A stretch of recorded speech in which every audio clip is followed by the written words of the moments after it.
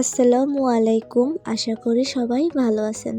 আজ আমি খুব সহজভাবে ঘরোয়া স্টাইলের মাছ দিয়ে টমেটো রান্না দেখাবো।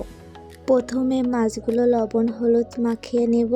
এখন কড়াইতে তেল গরম করে মাছগুলো ভেজে নেব।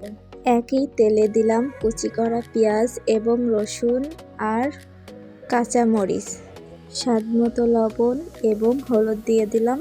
এর ভিতরে আলু দিয়ে কষাই নিব ভালোভাবে। কষানো হয়ে গেলে এর ভিতরে সরিষা এবং জিরা বাটা দিয়ে দেব। সবগুলো কষিয়ে গেলে এর ভিতরে দিয়ে দিলাম টমেটো পানি দিয়ে মাছ দিয়ে দেব। মাছ দেওয়ার পরে ধনিয়া পাতা দিলাম। এরপরে ঝোলটা একটু কমে আসলে নামাই ফেলবো। তৈরি হয়ে গেল আমাদের মজার টমেটো এবং মাছ রান্না। ভালো লাগলে লাইক দিন, শেয়ার করুন। আল্লাহ হাফেজ। সাবস্ক্রাইব করতে ভুলবেন না।